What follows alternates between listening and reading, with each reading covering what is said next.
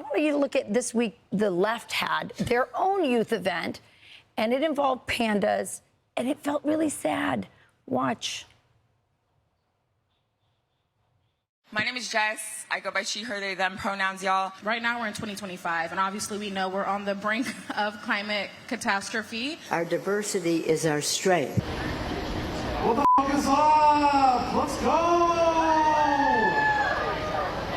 I can't see anything out of this mask. I'm gonna be real with y'all. So do you own a panda suit, Charlie? Well, I was thinking this morning I should have wore the panda hat.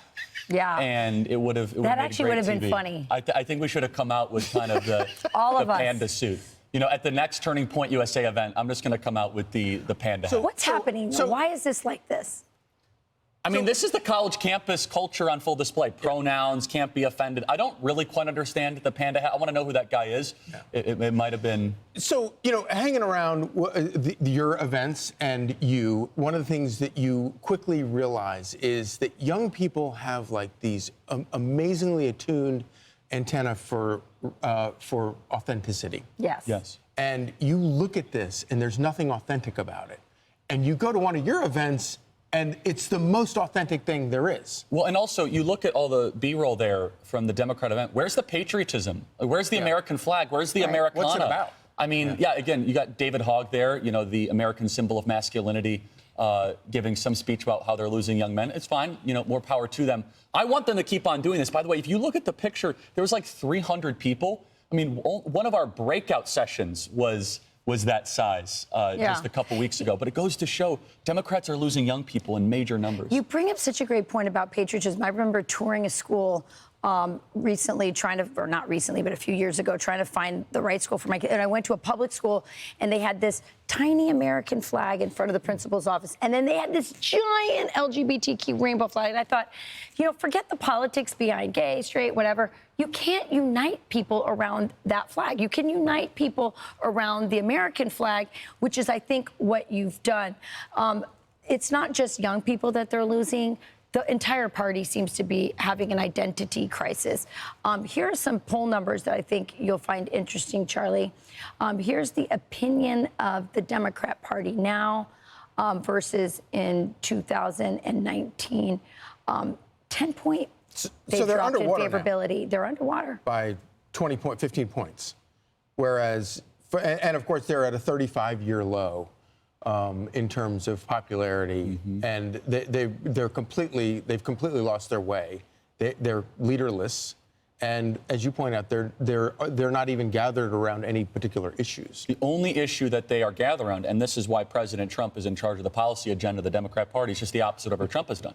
So, I mean, their entire policy agendas is we're going to be against everything that this administration is doing, regardless of how popular it is. I mean, no tax on tips, which I know that we're going to be discussing and covering, no tax on overtime. Not only that, but the largest middle-class tax cut in history, border funding. And so the Democrat Party is at a record unfavorable rating, largely because they have become a party of liberal abstractions and coastal elite ideologies where President Donald Trump is communicating to the muscular class and the everyday American. So let's talk about men in particular. You saw David Hogg there, which, you know, love him or hate him, he has been trying to raise the flag here for the Democrat Party, saying, hey, we're losing men. It's a bad deal for us. So here is a brand new poll that's revealing that Gen Z men, of course, have been trending right. We've been seeing this for a while. They're also trending towards religion and more traditionalism, all kinds of stuff.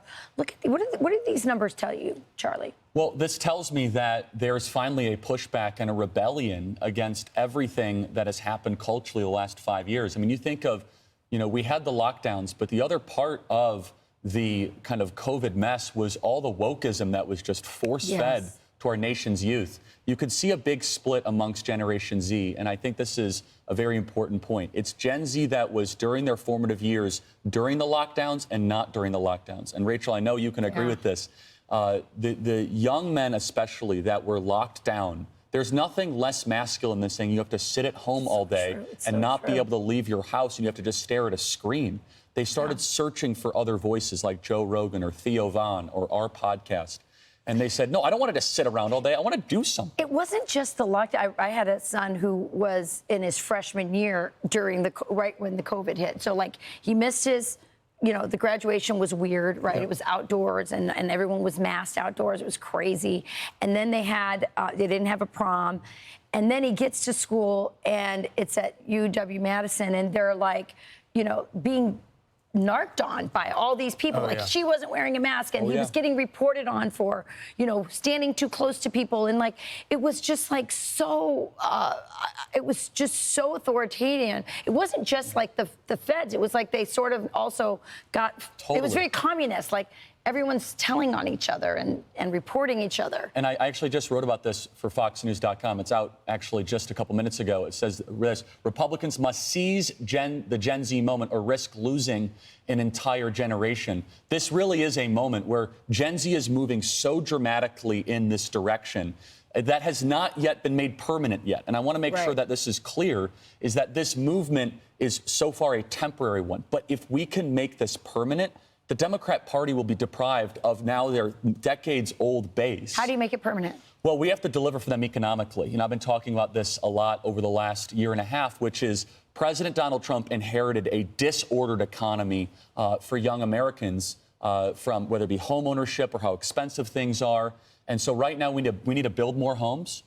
We, of course, need to fulfill the immigration agenda. Can you explain what that means? Because that's also about private equity firms buying up homes instead of them being available. 1 out of 4 of all home purchases in the last year were out of these firms like BlackRock that come in, and they are actually bidding out first-time home buyers and younger Americans that want to be able to have their slice of the American dream. And young people know about this. They know about it and they talk about it. In fact, when I do my campus tours, time after time they say, Charlie, when are we going to stop BlackRock from being able to come in and purchase homes in our communities? I'm from Arizona. I think it's wrong that a first-time home buyer in Chandler or Mesa or Gilbert that's just scrapping together enough money that they can has to compete against a $10 trillion private equity fund. And so I think these are some prudent decisions that we can make. We need to increase the supply. President Trump is exactly right about lowering interest rates. That's going to unleash a lot of capital and have a higher incentive to build homes. So the silver lining to it, of course, is